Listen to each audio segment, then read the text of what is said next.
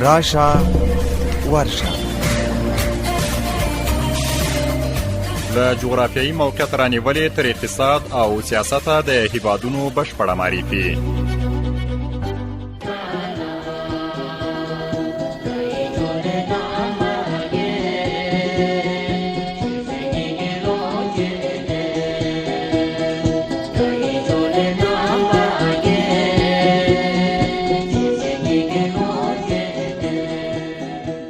د سپوږمۍ رادیو ډیرو درنو او قدرمنو اوریدونکو سلامونه او نیکی هیلې. په دې هیله چې د ژوند په ټولو چارو کې ښه او بریالي اوسئ. دا یو ځل بیا د سپوږمۍ رادیو نه د راشه ورشه د خپرونې واره رسېدلی. په نننۍ خپرونه کې یو ځل بیا ځو د اسیا لویې وچې ته او د بوتان ښکلی هېواد درپېژنو. په دې هیله چې د دې خپرونې تر پای شیبو پورې راسره مل اوسئ.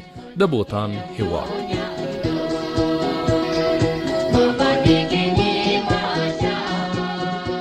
د نملنډیز بیټي رسمي نوم د بوتان پاچاهي، نړیوال نوم بوتان. جغرافیایي موقعیت: ختیځ نیمه کره، شمالي نیمه کره. بوتان د آسیا په ختیځه برخه کې د هند او چین ترمنځ د شمالي عرض البلد د 215 درجو نه تر 215 او د ختیځ طول البلد د 92 درجو نه تر 98 درجو په منځ کې موقعیت لري.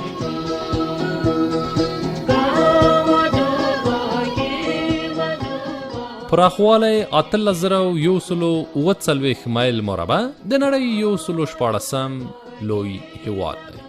4 خاورې: شمال ته چین، جنوب ته هند او بنگال، ختیځ ته هند او لویدیځ ته هند د جنوبي ختیځې او لویدیځې پولې په ګډون.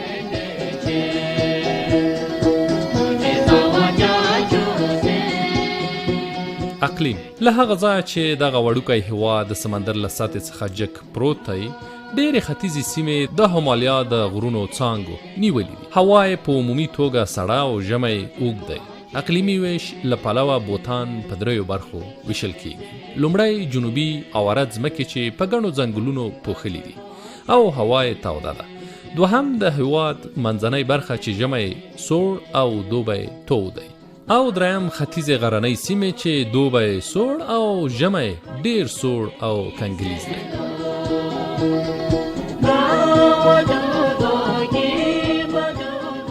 نور جغرافیایي ځانګړتیاوې: بوتان په وچه پورې تړلی یو غرنی هېواد دی چې ټوله خاوره د سمندر له سطحې څخه ډیره جګه پرته ده. د همالیا د غرونو د نامتو لړۍ څانګې د دغه هېواد په شمال ختیځ کې له شمال څخه جنوب ته پرتې دي. د دغه غرونو منځنۍ 3 خوارې ژورې او د غرونو لمنې د ډیر اورښت له امله په ګڼو ځنګلونو پوښلي دي. د بوتان ډیر اوږدوالی له ختیځ څخه لویدیځ ته او ډیر پلنوالی له شمال څخه جنوب ته دی. بوتان د ډیرو جګو او ډیرو ټیټو سیمو درلودونکی هېواد دی.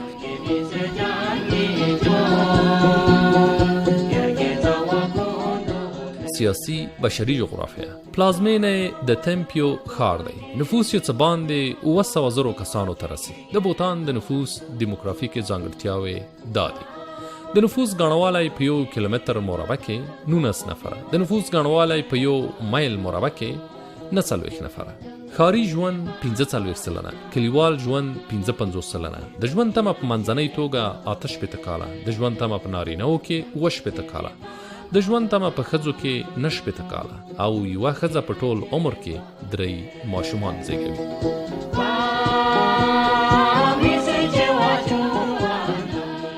اداري ویش: بوتان د اداري ویش له پلوه په 20 ولسوالیو ویشل شوی. نژاد: ژړ بهوتي تبتي 51 سلنه، نیپالي 10 سلنه، اسامي 11 سلنه او نور.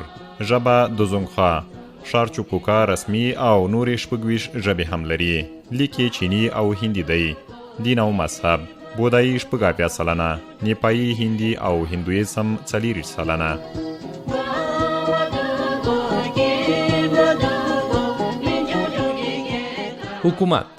حکومت پاچاهي: بوتان له هند سره د اړیکو یوه ځانګړې لزومنامه لري چې د هغې له مخې دغه هېواد په خپلو بهرنیو اړیکو کې د هند د حکومت په سلا مشوره کار کوي.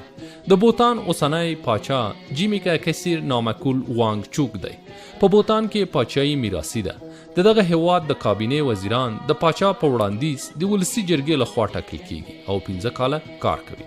د بوتان پاچا یوه مشورتي شورا لري چې غړي یې په خپله خوښه ټاکي.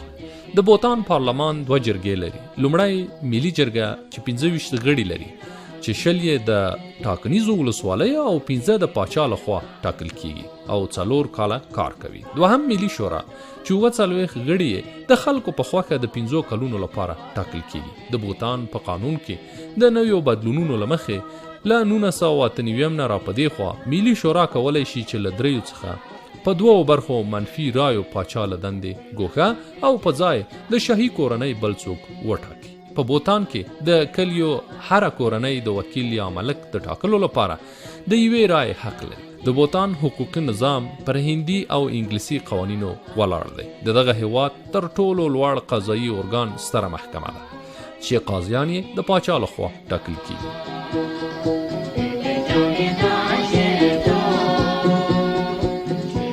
سیاسي ګوندونه د بوتان د سولې او رفاه ډله او د خلکو ولسواک. د خپلواکۍ ورځ 1909 له هند څخه د ملي رخصتۍ ورځ د دسمبر 19 د پاچا لومړۍ ورځ.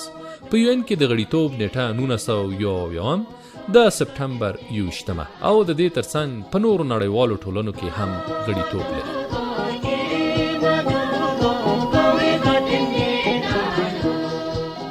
ملي بیرغ 2 ژیړ او نارنجي مثلثونه چې په ګډه یو مستطیل جوړ کړی. دغه مستطیل په منځنۍ برخه کې یو سپین او تور خامار لیدل کیږي چې مخ یې د بیرغ خواته ده.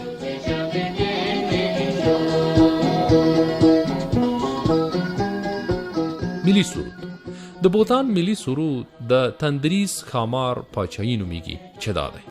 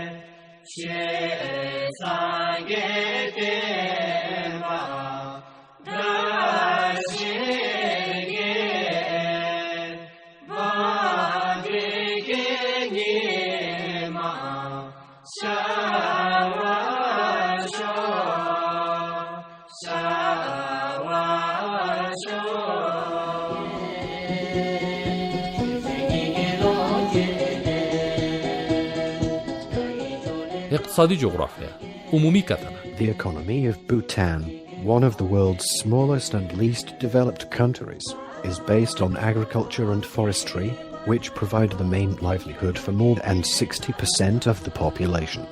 Agriculture consists largely of subsistence farming and animal husbandry. Rugged mountains dominate the terrain and make the building of roads and other infrastructure difficult and expensive. The economy is closely aligned with India's through strong trade and monetary links and dependence on India's financial assistance. د بوتان وړوکی او ډیر وروسته پاتې اقتصاد په کرنه، ځنګلونو او د برېښنا په صادرولو ولاړ دی. کرنه او د څارویو پالنه د هېواد د 15% خلکو لپاره خوراکي مواد او د معیشت وسایل برابروي او د بوتان 19% غیر خالص کورنۍ تولید جوړوي. د کرنې په پاسنیو ارقامو کې کرکیله او د څارویو دواړه حساب دي. په بوتان کې غرونه او د ځمکې هسک ټیټوالی په دغه هېواد کې د لویو لارو او نورو اقتصادي بنسټیزو پروژو جوړول ستونزمن کړي او ډیر لګښت غواړي. د بوتان اقتصاد له هند سره د غټ سوداګرۍ او د پیسو د ډیر تګ راتګ له امله ډیر تړاو لري. Each economic program takes into account the government's desire to protect the country's environment and cultural traditions. For example, the government, in its cautious expansion of the tourist sector, encourages visits by upscale, environmentally conscientious tourists. detailed controls and uncertain policies in areas such as industrial licensing, trade, labor, and finance continue to hamper foreign investment. Hydropower exports to India have boosted Bhutan's overall growth. د بوتان صنعتي سکتور د ټکنالوژۍ له پلوه ډیر وروسته پاتې دی. په دغه هیواد کې ډېرې کورنۍ د لاسي صنعت په چارو بوخت دي چې سیلانیان یې په ښه بیه اخلي. په بوتان کې ډېرې پرمختیایي پروژې لکه د لارو جوړول په هندي مهاجرو کارګرانو سرته رسیږي. بوتان د خپل اقتصادي پرمختګ لپاره دوه امکان لري. لومړی د اوبو د برېښنا زیات تولید او دوهم د ډېرو تورستانو جلبول. په دې وروستیو کلونو کې د بوتان حکومت د ملي تولید د زیاتوالي او د خلکو د ژوندانه د ښه کولو لپاره څو ګامونه اوچت کړي او د نړیوالې ټولنې په مرسته د ښوونې او روزنې، روغتیا او د چاپیریال په پروګرامونو کار کوي. د بوتان دولت غواړي چې په هر راز اقتصادي پروګرامونو کې دغه وطن د چاپیریال او کلتوري عنعناتو خیال وساتي. په بوتان کې کلک دولتي کنټرول او د صنعتي لایسنس، سوداګرۍ، کارګرانو او مالی چارو په برخه کې غیر یقیني اقتصادي تګلارو په دغه هیواد کې د بهرنۍ پانګې اچونې په لاره کې ستونزې شته.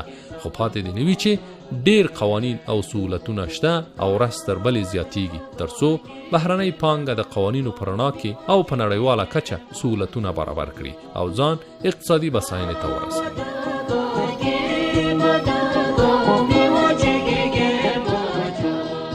غیر خالص کورنی تولید 4 بلیون ډالرو ته رسي. د غیر خالص کورنی تولید کلنی وده 4%. د سړي سر کلنی عاید یې 3119 ډالرو ته رسي. د غیر خالص کورنی تولید سکتوري جوړښت کرنه 60%، صنعت 50% او پاتې نور خدمات جوړوي. د کار ځواک یې 300,000 کسانو ته رسي. وزګارتیا 15%. د فقر له کرښې لاندې کورنۍ 60%. بودیجه عواید 900 میلیونه ډالر او لګښتونه 900 میلیونه ډالرو ته رسي.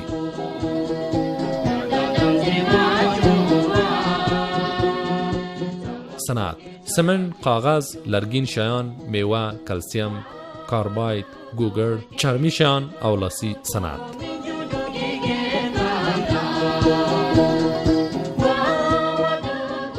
کرنه. بوتان یو زراعتي هیواد دی. دغه هیواد 4% ځمکه د کرنې وړ ده. د نیپال 6% خاوره څړځایونو، 6% خاوره ځنګلونو او پاتې نوره غرونو، بیدیاو، سیندونو، ښارونو او د استوګنې سیمې نیولې ده. دغه هیواد 48% خلک د کرنې په سکتور کې په کار بوخت دي او د بوتان 19% غیر خالص کورنی تولید له دې سکتور څخه لاسته راځي.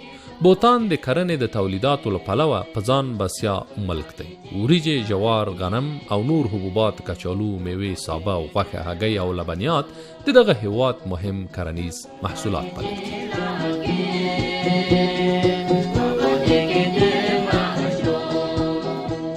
مهم کانونه: د اوسپنې ډبرې، مس، ګرافیت، ګچ، د ډبرو سکاره او قیمتي ډبرې. صادرات ټوله بیه 600 میلیونو ډالرو ته رسي. واردات ټوله بیه 220 میلیون ډالرو ته رسي. غټ تجارتي شریکان یې هند، جاپان، انګلستان، امریکا او آلمان دي.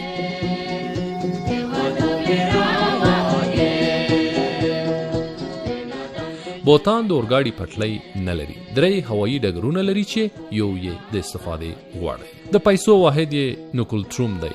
مالی کال یې د جولای له لومړۍ څخه د جون تر 13 پورې. د ټلیفون کوډ یې 00915 دی. د انټرنیټ کوډ یې BT دی. د انټرنیټ ګډونوال یې 100,000 کسانو ته رسي او د موټر چلولو سمت یې چپ.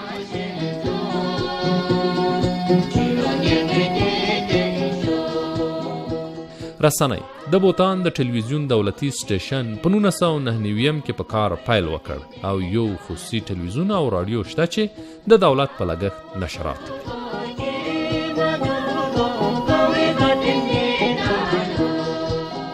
ټولنیزه پرمختیا: بوتان د غیر خالص کورنی تولید او سړي سر کلنی عاید په حساب د آسیا یو پرمختلونکی هیواد دی او دولت او خلک یې کوښښ کوي چې بوتان ښه پرمختګ وکړي او ځان د بېوزلو هیوادونو له لیکې څخه ګوښه کړي. په دغه هیواد کې له 15 کلونو څخه پورته 80% خلک نارینه او ښځې دواړه په لیک او لوست پوهیږي. په بوتان کې زده کړه د 6 کلن نه تر 14 کلنو ماشومانو او تنکیو ځوانانو لپاره وړیا او جبري ده.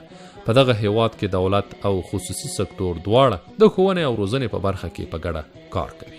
د بوتان دولت په تیرو 56 کلونو کې هڅه کړې چې خپل ملي کلتور ژوندی وساتي. ټول دولتي مامورین ښځې او نارینه له پاچا او لومړي وزیر څخه نیولې تر سرتیرو او عادي مامورینو پورې خپل ملي یونیفورم اغوندي او په ودانیو کې هم د بوتان سبک په کلکه مراعات کیږي چې دې هېواد ته ځانګړې ښکلا بښلې.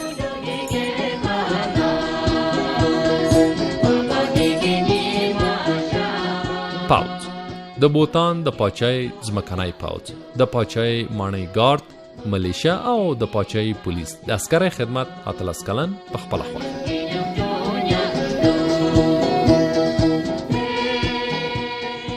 د بوتان تاریخ ته لنډه کتنه. د سانسکریت له لیکنو څخه ښکاري چې د بوتان اوسني خلک اصلا د بیهوتي له نسل څخه دي چې پخواني هېواد یې هم د بهوتا وارا په نامه یاد شوي دي. د 9مې پیړۍ په پیل کې سکالدیپ چې مورخین یې د بهار او بنګال د فاتح په نامه پیژني په بهوتاوارا کې حکومت جوړ کړی و چې په 8مه پیړۍ کې هندي پامه د بهوتاوارا سیمې ته بودایي دین ورساوه چې تر ننه پورې د بوتان د ډیرو خلکو منلی دین دی. په 18مه پیړۍ کې د تبت خلکو پر بوتان چې لاس پیړۍ له هند سره یرغل وکړ. تبتیانو په بوتان کې یوه غټه پوځي چاونۍ جوړه کړه. په کال 1840 کې انګلیسي پوځونو د آسام او بنګال تر نیولو وروسته پر بوتان یرغل وکړ او د دغه هېواد د خاورې ځینې برخې یې په برټانوي هند ورې وتړلې. په دغه جګړه کې د بوتان خلک په ډیره زړورتیا وجنګېدل او ډیرې سیمې یې له انګلیسیانو څخه بیرته ونیولې. بوتاني مشرانو د جګړې په پای کې له انګلیسي مقاماتو سره روغه وکړه او د څه پیسو په بدل کې نیول شوې سیمې بیرته پرېښودې. په کال 1910 کې د دواړو هیوادونو ترمنځ بل تړون لاسلیک شو چې د هغې له مخې د بوتان بهرنۍ اړیکې برټانوي هند ته وسپارل شوې. کله چې د هند نیمه وچه د هند او پاکستان په دوو جلا هیوادونو وویشل شوه، بوتان کورنۍ خپلواکي پیدا کړه او د امنیت ساتنه او بهرنیو اړیکو ټینګول د هند دولت په غاړه واخیستل. بوتان د 1971 د سپټمبر په 21مه نیټه د ملګرو ملتونو د ټولنې په غړیتوب کې ومنل شو.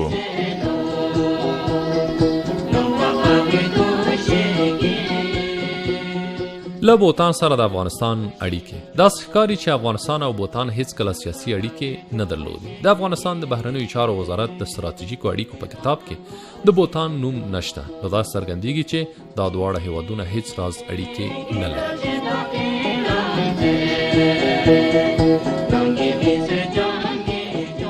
له افغانستان څخه تر بوتان پورې د هوا له لارې فاصله 2284 کیلومترو ته رسي. د کابل او تنبیو ښارونو ترمنځ زماني توپیر 1.5 ساعت.